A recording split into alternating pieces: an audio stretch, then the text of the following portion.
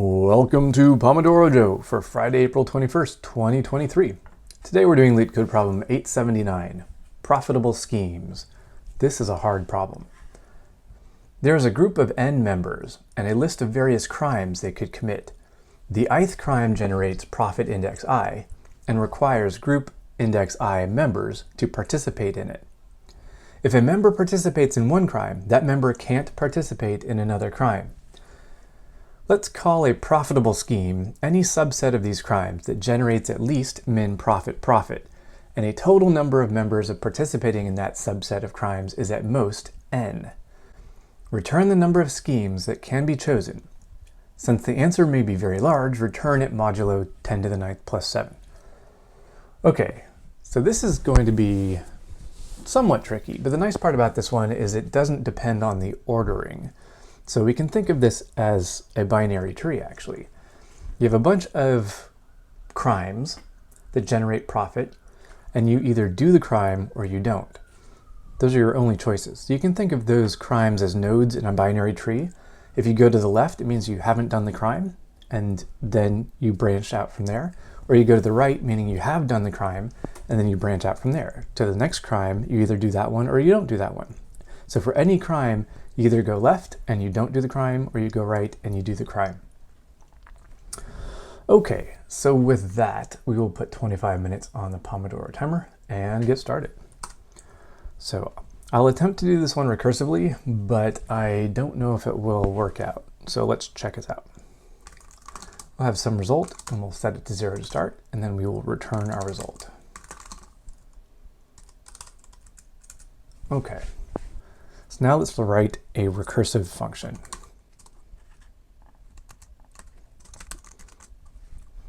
So what do we need to pass in for our profitable schemes recurse?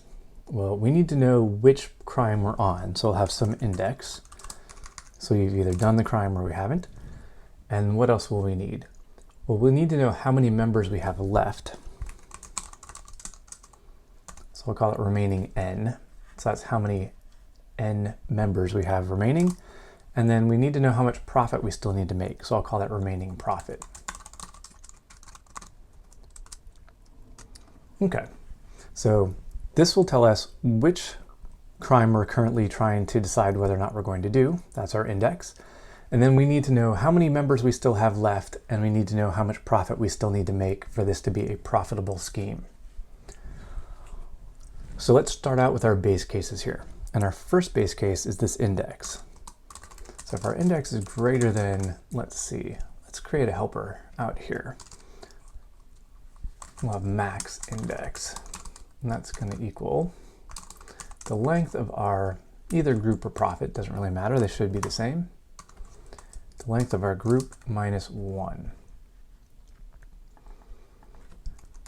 All right, so if our index is greater than our max index, then we're done, and we can return 0.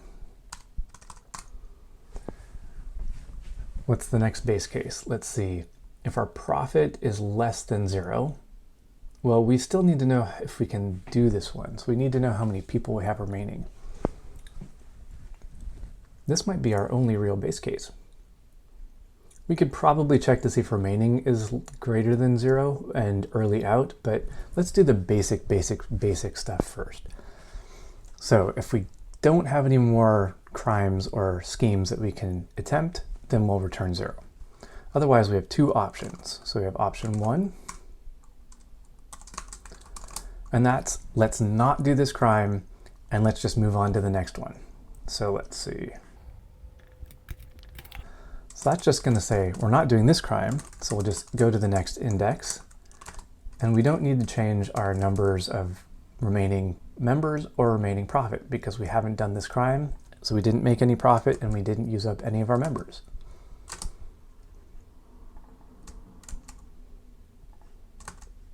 So that's our first option. Then we have option 2. Let's do this crime. What are the options here?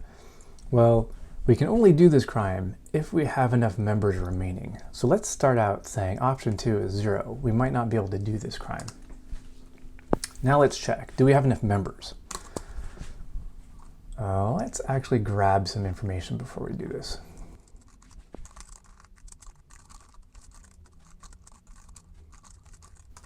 Okay, so for this particular crime, we need this many members at group for this index, and we will make this much profit. That's the profit at this index. Now we can only commit this crime if we have enough members. So first we'll check that.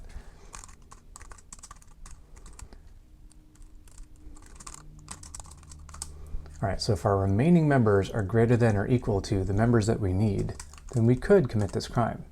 So now we can set our option 2. Well, that will equal, let's see,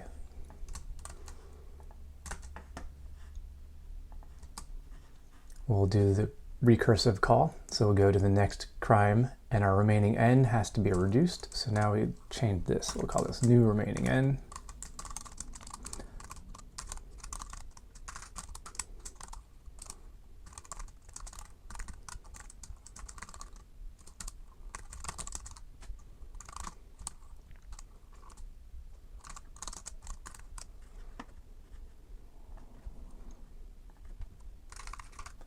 I'll just shorten these here.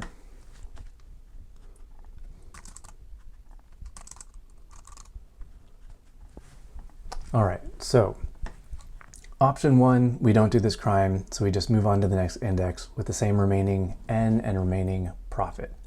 Option 2 is if we have enough members to do this crime, we'll do the crime, calculate our new n, which is the remaining n minus the members that we need to do this crime, and we get our new profit, which is the remaining profit minus the profit we made from this crime.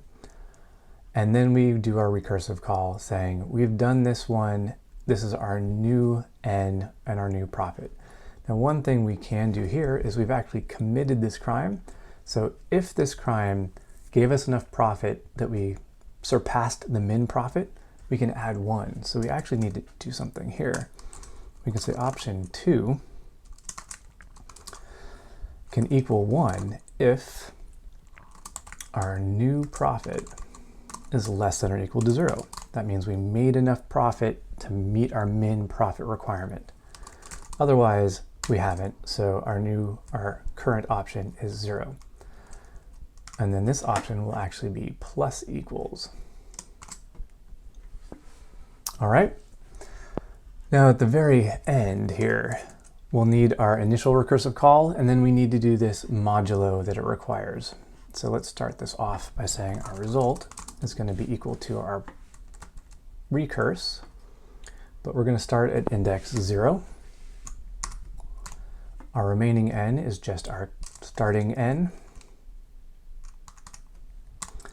And our remaining profit, we're going to start that at the min profit. So we're actually counting down our profit, saying we are starting at, this is how much we need to make, and we'll be subtracting from that each time. So we only need to make less and less and less each time. Okay, and now finally the result has to be mod, let's see, this is 10 to the 9th plus 7. And this should do it. All right, let's take a look at this really quick. Start off with some result. We have our max length is equal to the length of our group minus 1. So that's our max index. Then we have this recursive call. If we have exceeded our number of jobs, then we return 0. We're done. Otherwise, we choose not to do the job, then we'll just move on to the next job with the same number of members and the same remaining profit. If we decide to do the job, well, then we need to see if we can first. So let's check to see if we have enough members left to do the job. If we do, then we have a new set of members and a new profit to reach, which is just taking the existing members, subtracting the ones we used up, and taking the existing profit and subtracting the amount that we made. Then we need to check, did we make enough profit by doing this job to push us over our min profit limit? If we did, then we can add 1 to our result. If we didn't, well, then we'll just recurse using these smaller values, the new group number and the new profit as our inputs. Okay, and that should do it. Let's see how we do.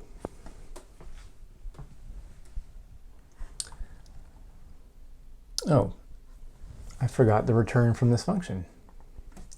So this function actually needs not just this internal return 0, we need to actually return our option 1 plus our option 2.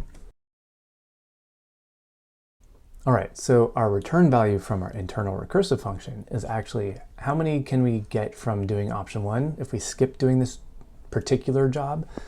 How many other jobs can we do that will meet the requirements?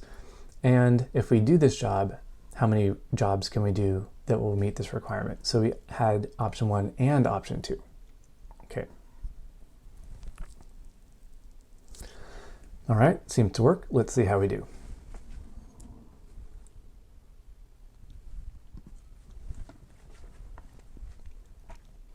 And we have a wrong answer. Let's see. This is an edge case. We have min profit is 0. Now, if you look at this, we have an input where we have 64 members with a group of 80 and a group of 40. So we could do the second one, but we couldn't do the first one.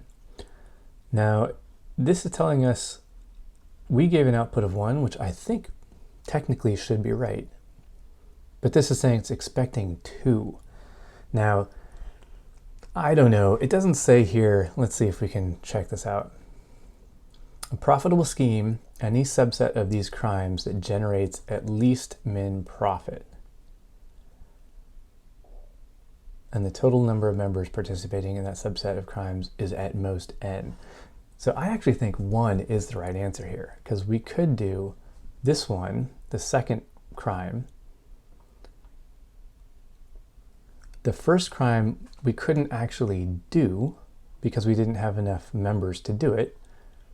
And yet, because the min profit is 0, it's claiming that we could get that profit. I don't know, that's a little bit sketchy to me.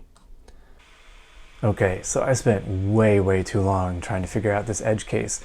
So when the profit is 0, I think what's going on, I didn't figure it out at the time, but looking back on it now, I think what they're doing is they're counting the empty set as a valid set. So in the case where the profit is 0 and you do no jobs, that counts as a valid scheme. I don't know, it seems sketchy to me, but that might be what's going on here. Let me read this one more time, because maybe I'm missing something. There's a group of n members and a list of various crimes they could commit. The ith crime generates profit index I and requires group index I members to participate in that crime. If a member participates in one crime, that member can't participate in another crime. All right?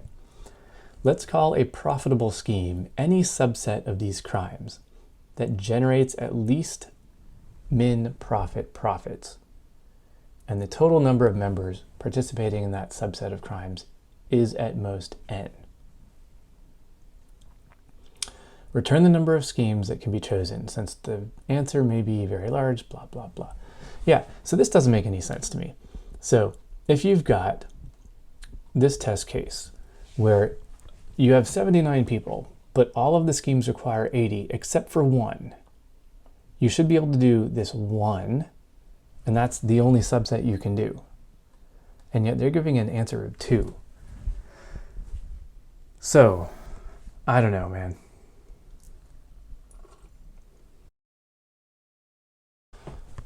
I must be missing something, or it's not worded in the right way. I don't know. I don't really know. So, we're almost done here. I think that's it. I'm sorry on this one. You're not going to get an answer, but maybe I'll take a break and come back and try again.